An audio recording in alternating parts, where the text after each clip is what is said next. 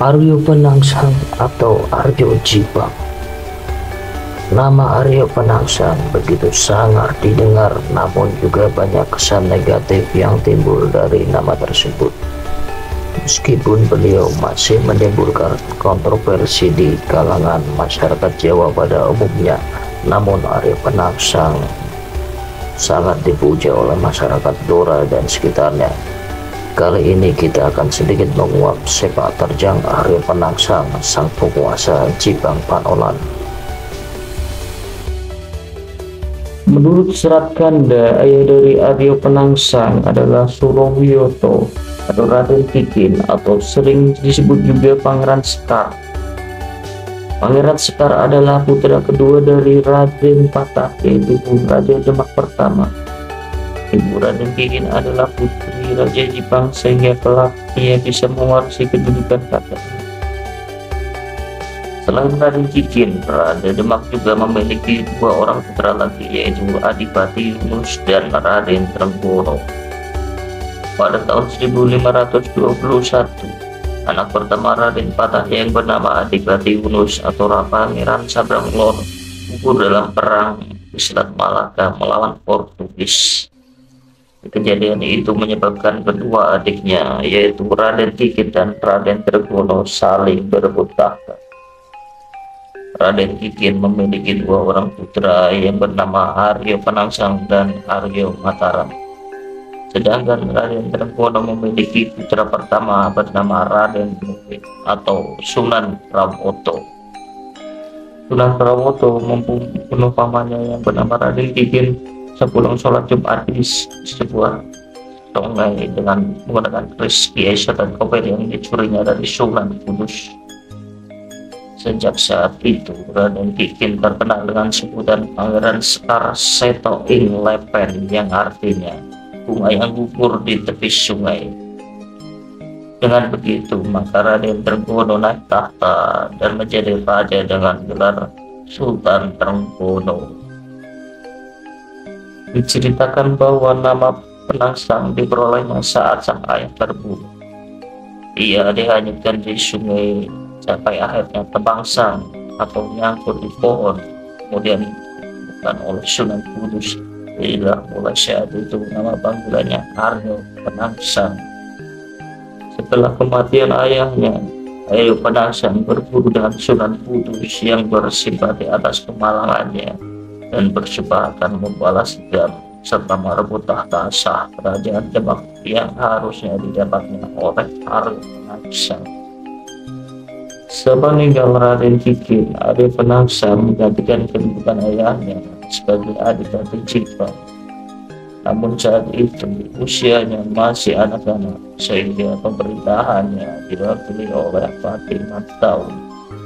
Fatimah Taun dibantu oleh salah satu senopati daripada Jipang yang terkenal dan benar bernama Tohpati. Wilayah Jipang sendiri saat ini terletak di Kecamatan Cepu, Kabupaten Blora. Setelah menjadi adipati, ia pun mendapat julukan Aryo Jipang. Memperoleh posisi sebagai adipati tidak membuat Aryo Penangsang lupa akan dendam dan ambisinya. Sambil menjalankan tamu pemerintahan, ia menyusut kekuatan dan strategi untuk membalas dendam orang tuanya serta untuk merebut tahta di Demak Bintoro. Kala itu Demak Bintoro sedang ada transisi kepemimpinan. Raden Demak Sultan Trenggono terbunuh di Panarukan Situbondo pada tahun 1546. Yang menggantikan Sultan Trenggono adalah sang putra, yaitu Raden atau Sunan Pramoto.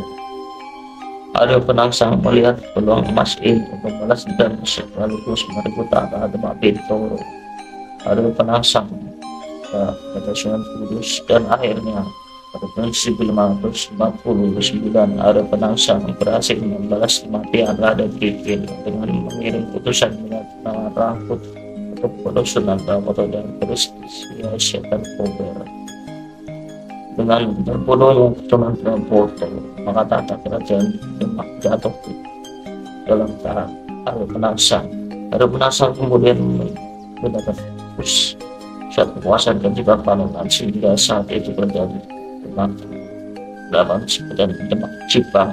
Hari-hari pertama pemerintahan Arya Penangsang langsung mendapat protes keras dari Jepara yang diwakili oleh Pangeran Hadi dan Ratu Kalimat sebagai penguasa daerah tersebut. Mereka yakin bahwa pergantian kekuasaan Demak tidak sah karena terjadi pembunuhan terhadap Sunan Pramoto oleh seorang utusan Arya Penangsang. Mereka punya kebutuhan dan akan menekan protesnya kepada Sunan Kudus. Mereka datang ke Kudus untuk meminta pertanggungjawaban Sunan Kudus. Namun jawaban Sunan Kudus bahwa Sunan Pramoto mati karena karma. Pernyataan Sunan ini 405 kecil, Ratu Kalimat bersama suaminya pulang ke Jepara. Dalam mereka diserbu ada buah Arya Penangsang.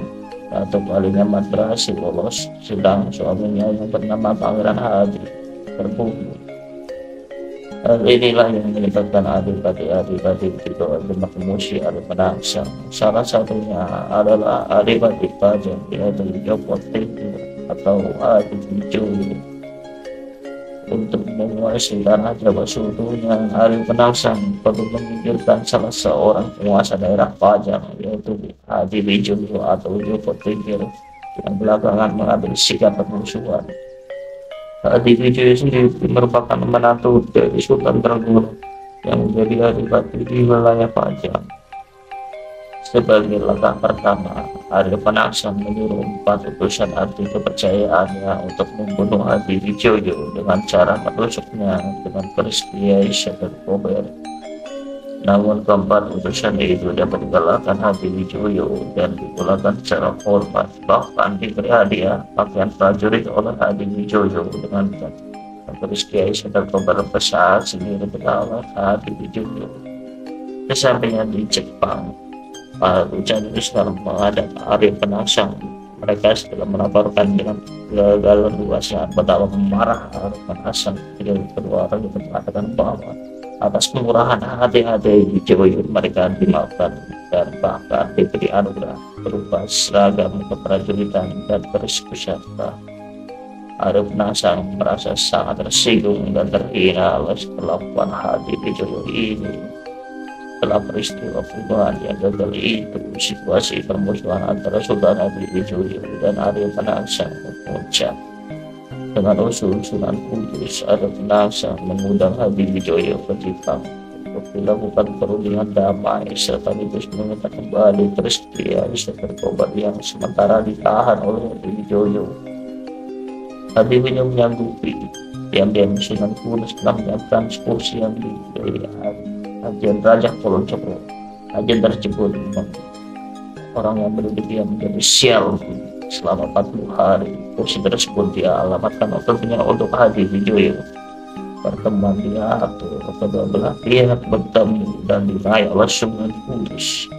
Tapi apa mau dikata, Arya Penangsang adalah orang yang temperamen dan tidak sabaran. Dia malah cepat oleh Adiwijoyo supaya menduduki kursi sial tersebut. Dan sudah semua rencana yang disusun oleh Arya Penangsang dan Sunan Kudus. Dalam perjalanan pulang ke Pajang, rombongan abdi dari Pajang singgah Gunung Donorojo, tempat Ratu Kalimat tertapar. Ratu Kalimat membesar saat Adiwijoyo membunuh Arya Penangsang. Lalu dirinya yang mengaku sebagai pewaris tahta Sunan Pramoto. Sang ratu berjanji akan menyerahkan Demak dan Jepara jika Adiwijoyo menang. Adiwijoyo sedang memerangi Arya Penangsang secara langsung karena merasa dirinya hanya sebagai mantu Ratu Demak Toro. Maka diumumkanlah sayembara, barang siapa dapat membunuh Arya Penangsang akan memberi hadiah berupa tanah, padi dan Mataram. Kedua kakak angkatan Adiwijoyo, yaitu Ki Ageng Pemanahan dan Ki Panjang itu mendaftar sayembara itu. Demikian juga putra kandung Ki Ageng Pemanahan yang bernama Sutowijoyo ikut pula mendaftar dalam sayembara. Oleh karenanya Adiwijoyo menyiapkan pasukan Pajang memberikan tombak Kiai Pleret untuk membantu Ki Ageng Pemanahan dan putra kandungnya, yaitu Sutowijoyo untuk mengalahkan Sultan Demak, yaitu Arya Penangsang. kabar tersebut terdengar oleh Arya Penangsang. Ia meminta pendapat Sunan Kudus untuk melawan orang-orang Padang. Arya Penangsang melakukan topo 40 hari untuk membelakang Raja Kolocokro sebelumnya mengenai dirinya. Sunan Kudus menyiapkan benteng pertahanan beberapa kali dari Sungai Meligari pusat pertahanan Jepang yang kemudian diisi air dari Sungai Bengawan Solo. Kalian ini kemudian menjadi Bengawan Solo saat Sunan Kudus memberikan ajian di Bengawan Solo. Barang siapa minta airnya ribuan maka dia akan kalah. Persiapan telah selesai, strategi telah disusun. Beradablah Ki Ageng Pemanahan, Ki Panjawi, Sutowijoyo serta ratusan pasukan Padang Ketelatan Jepang Panolan. Arya Penangsang yang baru saja menyelesaikan tahap 40 harinya tak kuasa menahan emosi baca surat tantangan atas nama Adi Wijoyo. Apalagi surat tantangan itu dibawa oleh yang sebelumnya sudah dipotong telinganya oleh Ki Pemanahan dan Ki Panjawi. Meskipun sudah disampaikan, Arya Penangsang langsung bergas medan laga menunggangi kudanya dari yang bersinar ratusan awal kerajaannya. Rupanya kabar bahwa Bengawan Solo yang dimantra telah terdengar oleh Ki Ageng Pemanahan, sehingga ia menyiapkan siasat membawa kuda betina karena tahu kuda terdengar Arya Penangsang sehingga gagak terima sedang masa gerak. Saat Arya Penangsang mendekat di ujung Bengawan Solo dilepaskannya kuda betina tersebut sehingga gagak terima kembali tak akan mengejar kuda betina itu. Lagi-lagi Arya Penangsang termakan oleh tuahnya sendiri. Dia jatuh ke Sungai Bengawan Solo yang telah dimantra oleh Sunan Kudus. Perang antara pasukan Padang dan Jepang terjadi di Bengawan Solo.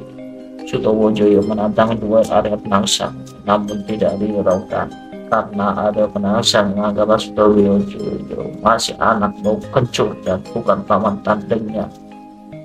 Yang cari Arya Penangsang adalah Ki Ageng Pemanahan yang sudah banyak mengakali dirinya. Serangan-serangan yang dilancarkan Sutowijoyo hanya ditakis dari tinggal dibalas oleh Arya Penangsang. Dalam percobaan Sutowijoyo, tombaknya berhasil merobek perut Arya Penangsang terkena tombak Kiai Pleret Sutowijoyo. Meskipun demikian, Arya Penangsang tetap bertahan.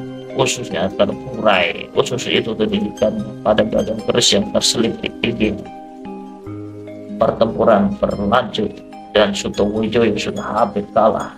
Dia sudah hampir kelelahan terkapar di tanah. Kepalanya sudah diinjak Arya Penangsang. Arya Penangsang akan memburu Sutowijoyo dan kerisnya. Dia lupa kalau khususnya disatukan di kerisnya sehingga suatu keris dicabut kerisnya dari wajah khususnya potong. Karena kesaktiannya udah dia belum mati dengan khusus terpotong tersebut, dia hanya diam tak bergerak.